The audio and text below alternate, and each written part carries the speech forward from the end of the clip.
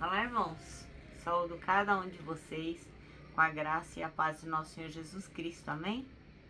O meu nome é Miriam Anita e eu estou aqui só para contar para os irmãos aquilo que eu entendi do texto Vida Extraordinária. Esse texto foi escrito por Juliana Vigil. É um texto que fala sobre Maria, a mãe de Jesus.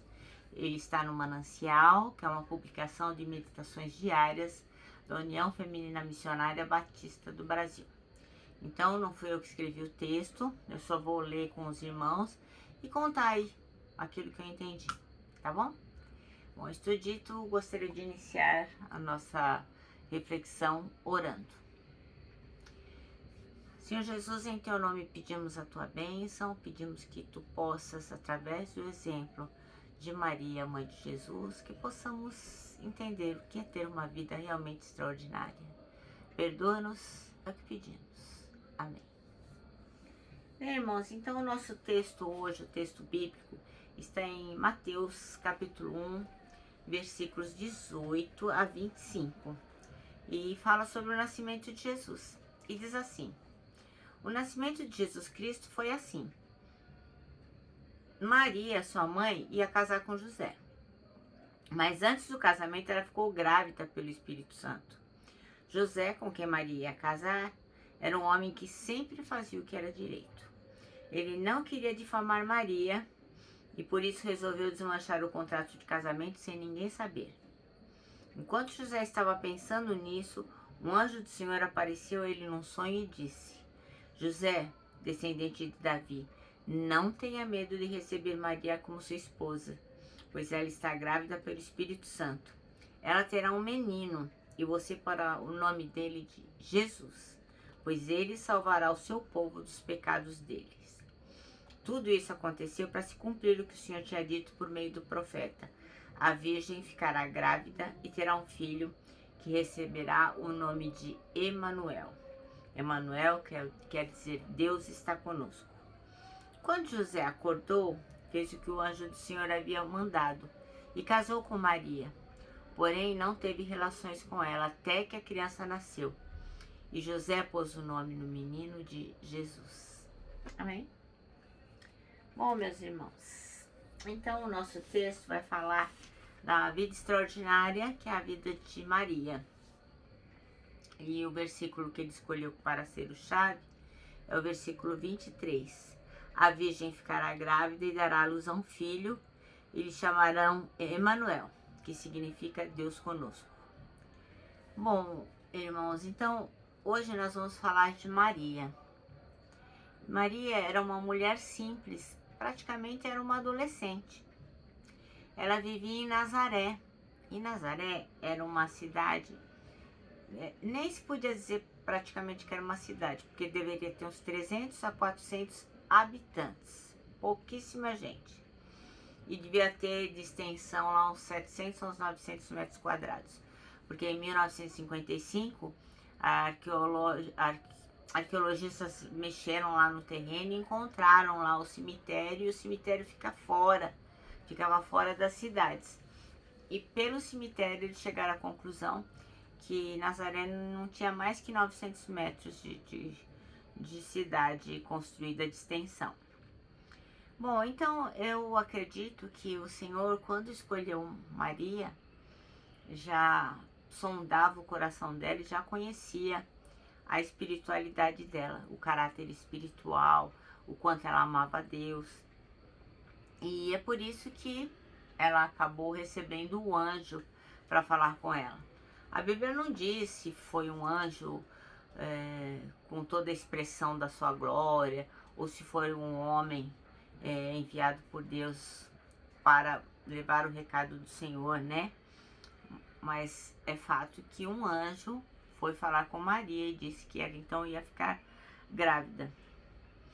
Então é importante lembrar que nessa época as jovens, geralmente os casamentos eram tratados quando elas eram pequenas, quando eram crianças, o casal, né? Então não era obrigado a se casar, mas os pais faziam gosto e mais ou menos ali faziam tratado quando eles eram crianças. E quando eles crescessem, então Aí, porque, não sei se vocês se lembram, Rebeca, quando era para casar com Isaac, o pai perguntou para ela, você quer ir com este homem? Você aceita? Então não era uma obrigatoriedade. Então Maria estava prometido para José, mas não precisava se casar com ele. Então a cidade de Nazaré, ela tinha assim, quando eles conseguiram as escavações lá, eles viram que tinha muito lugar para fazer leite, vinho, pão, mas o ofício de José mesmo era um ofício que não era tão comum, né, ser carpinteiro. Então, José talvez tivesse lá alguma diferenciação em relação aos demais habitantes. Então, por exemplo, o casamento estava contratado e a Bíblia fala sobre desposar, né? Então, algumas pessoas ficam confusas porque não sabia se Maria já estava casada com José ou não estava casada. Então, o costume era assim, mais ou menos um ano antes, eles assumiam o compromisso, que eles chamavam de desposar. Então, assim, a moça concordava em casar com o rapaz e ficava um ano, então, aguardando ele providenciar o dinheiro para a festa, o dinheiro do dote e o dinheiro do quarto de núpcias que ele tinha que preparar. Então, isso ia denotar que o rapaz ele tinha como sustentar a moça, ele ia denotar que ele amava a moça, porque ele ia atrás de conseguir o dinheiro do dote, e isso também denotaria que ele era um trabalhador. Então, assim, nessa época do desposamento, seria uma vergonha se o tratado feito fosse voltado atrás. Então, só poderia se desfazer esse desposamento se por acaso houvesse o repúdio da mulher, e aí era preciso fazer uma carta. Enfim, todo mundo ia saber, né, que a moça estava sendo repudiada. Então, o que acontece? Nesta época do desposamento, o rapaz não podia atrasar com a moça. Então ela morava lá na casa dela e ele morava na casa dele. Então ele estava trabalhando para juntar o dinheiro do dote. Inclusive, se houvesse um rompimento nesta época, o dote deveria ser devolvido ao noivo. Seria uma vergonha muito horrível. E, inclusive, quando José soube que Maria estava grávida, que ele não quis difamá-la, talvez até porque ele a amasse muito, e ele sabia que ela até poderia ter sido apedrejada se ele dissesse que ela estava grávida. Então, assim, eu fico pensando o que Maria deve ter passado numa cidade com 400 habitantes, um ovo, uma cidade onde provavelmente todo mundo se conhecia.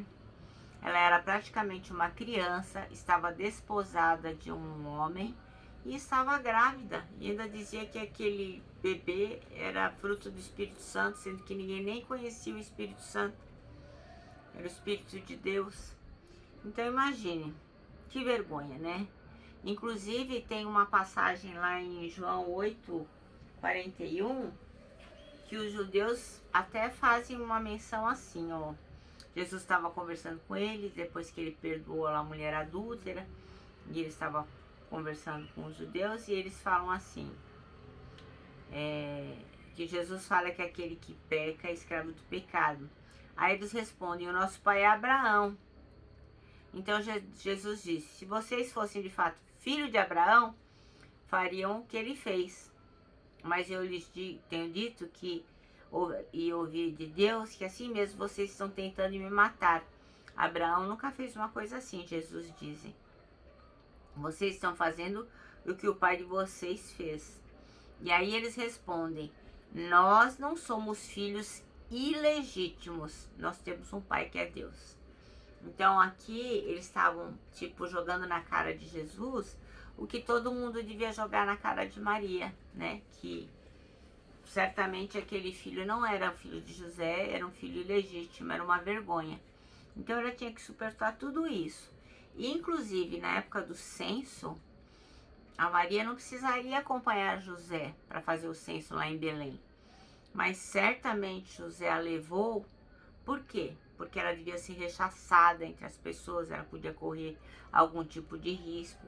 Então ele fez questão de se manter por perto, por isso que ele levou ela com ele.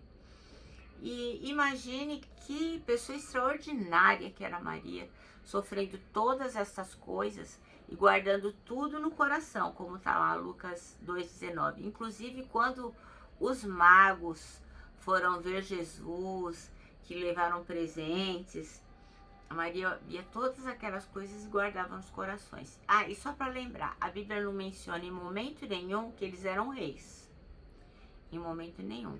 Eles eram magos, porque eles estudavam astrologia, astronomia, estudavam as estrelas. Não era astrólogo de horóscopo, dessas coisas. E eles não eram reis, eles eram considerados magos, os 3 magos.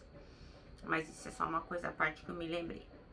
Então, voltando ao nosso assunto, eu fico imaginando o que essa menina Maria não sofreu.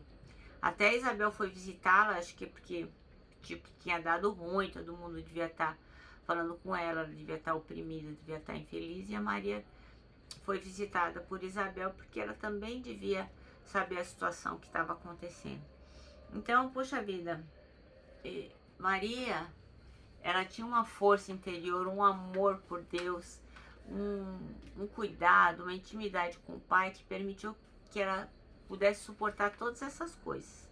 Né? Talvez você esteja se perguntando, como às vezes eu me pergunto, por que ela teve que passar por tudo isso, né? Sendo que ela era uma pessoa super do bem, que amava a Deus, que Deus reconheceu nela a possibilidade de ser a mãe de Jesus Cristo.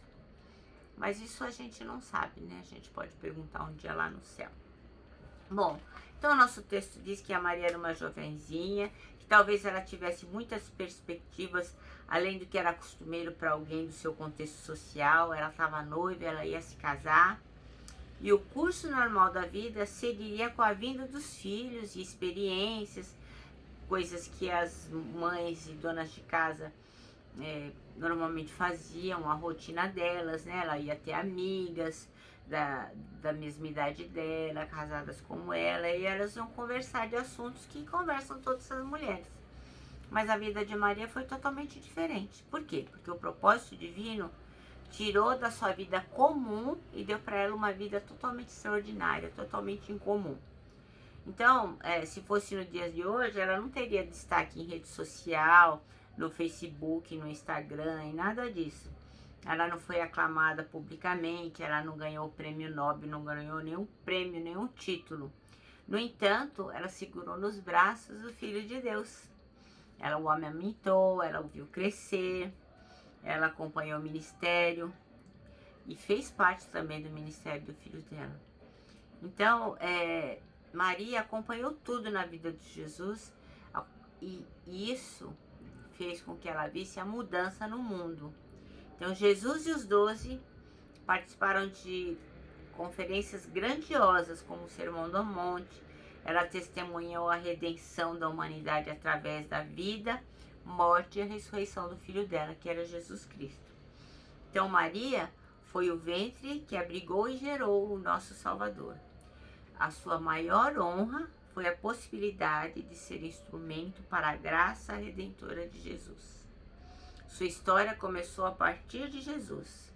Estabeleceu-se nele e continua para ele e para o resplendor da sua glória. Então, não fora Jesus, Maria não teria nenhum destaque. Né? A vida dela seria uma vida como todas as outras jovens daquela época. Mas Jesus Cristo veio transformar a vida de Maria como ele veio para transformar a nossa. Ela aceitou Jesus, ela foi mãe dele. E nós agora temos a possibilidade de aceitá-lo em nossa vida como Senhor e Salvador. Muitos de nós já temos Jesus como Salvador na nossa vida. Mas ele também tem que ser Senhor, porque se ele não for a pessoa, o Deus que dirige a sua vida, não vai estar valendo a pena. E outros tantos que nos escutam e que não tem Jesus como Salvador da sua vida, você tem que se posicionar. Porque os dias são maus e logo Jesus vai voltar. Então, para nós que somos salvos, que cremos que Jesus Cristo é o nosso Salvador, nós temos que tê-lo como Senhor, para que Ele também transforme a nossa vida numa vida extraordinária como a de Maria. E para você que não conhece o Senhor Jesus, você possa se decidir agora. Nosso manancial termina assim. Uma vida extraordinária não precisa de aplausos, precisa só da presença de Jesus. Amém? Eu me despeço aqui com um abraço fraternal, o meu abraço de ursa, e lógico, né, com a palavra de ordem que é saudades.